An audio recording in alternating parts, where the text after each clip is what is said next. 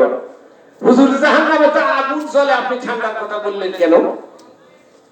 জাহান্নামের আগুন যখন ইযা উলকু ফিহা সামিউ লাহা শাহিকা ওয়া হিয়া তাফুর, সূরা মুলকের ভিতরে আল্লাহ তাআলা বলেন জাহান্নামের আওয়াজ শোনার পরে যখন জাহান্নামে নিক্ষিপ্ত হবে, তারপরে চিৎকার দিয়ে তখন তারা বলবে যে আল্লাহ আমরা ঠান্ডা চাই, ঠান্ডা দেন, ঠান্ডা দেন। তখন ঠান্ডার ভেতরে ফেরা হবে, চরম প্রচন্ড ঠান্ডাতে বলবে আবার গরম চাই। লা ইয়ামুতু ওয়া লা ইয়াহইয়া, মরবেও না বাঁচবেও না, ঠান্ডাও কিছু হবে না, গরমও কিছু হবে না, এর নাম হলো জাহান্নাম। আল্লাহ এগুলো থেকে আমাদের সকলকে হেফাজত করুন, সকলে বলে আল্লাহু আমিন। ভাইরা আমার, আল্লাহ রাব্বুল আলামিন যালিকাল কিতাব, এটা হলো ওই কিতাব লা রাইবা ফি, যার মধ্যে কোনো সন্দেহ নাই, সংশয় নাই, যেখানে কোন রকমের মিথ্যাচারিতা নাই। এই কথাটা তৎকালীন সময় আল্লাহ রাসূলের ছিল। কেউ যদি পারো এই কিতাবকে চ্যালেঞ্জ করো, ফাতু বি সূরাতিন মিন মিসলিহি ওয়া দুউ শুহাদাআকুম মিন দুনিল্লাহি ইন কুনতুম সাদিকিন। কেউ যদি তোমরা সত্যবাদী হয়ে থাকো, আনন্দ করো এরকম কোরআনের মতো আরেকটা আয়াত, এরকম আরেকটা ব্যাখ্যা বিশ্লেষণ করে এরকম কিতাবের কথা বলি তোমরা নিয়ে আসো।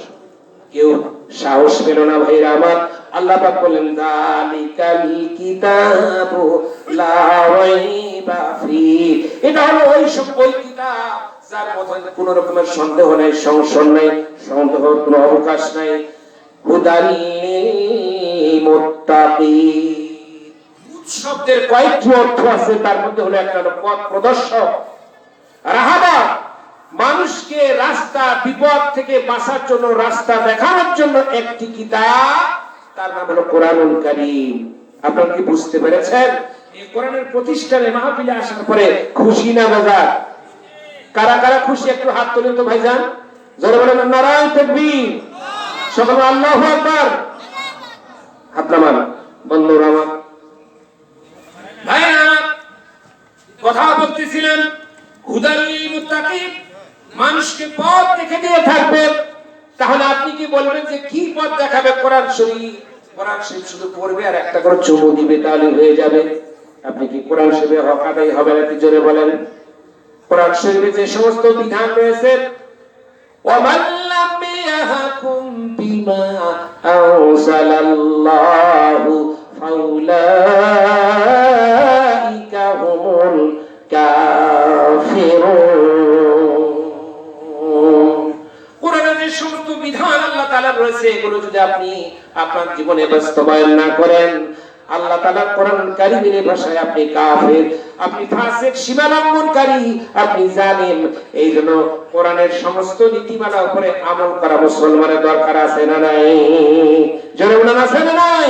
শুধু বিবাহের সময় আমল করবেন, আর যখন জমি লিখে দেওয়ার সময় বলবে যে মেয়েদের ফাঁকি দিয়ে ছেলেদেরকে জমি দিল, ওই সময় কোরআনের আইন আছে, আর বাকি জীবনটাতে কোরআনের আইন নাই।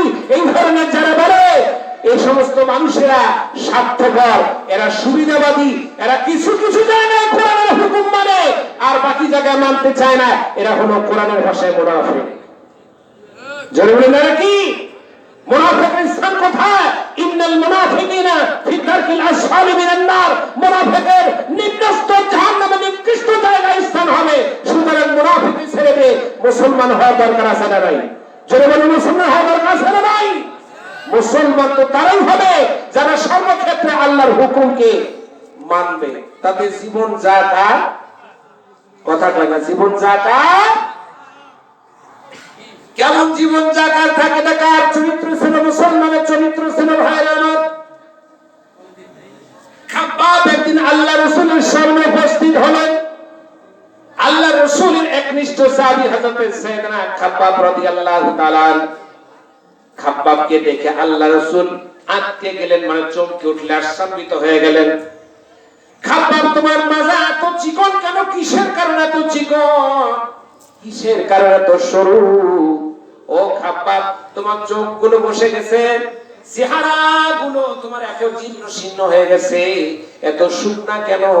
মাজা এত চিকন কেন রে খাব্বাব? কিসের কারণে? হযরত সাইয়েদনা খাব্বাব রাদিয়াল্লাহু, তিনি বলেন, হুজুর আমি যখন আল্লাহর পথ থেকে যখন সরে দাঁড়াই না, যখন আপনার পথ থেকে যখন রাসূলের সুন্নাত থেকে আলাদা হয়ে যাই না, তখন জালেমেরা দুশমনেরা তখন আমাকে জেলখানার ভিতরে আবদ্ধ করে দিল। ওই জেল কি আজও আছে না নাই? কথা কয় না। জেল আছে না নাই?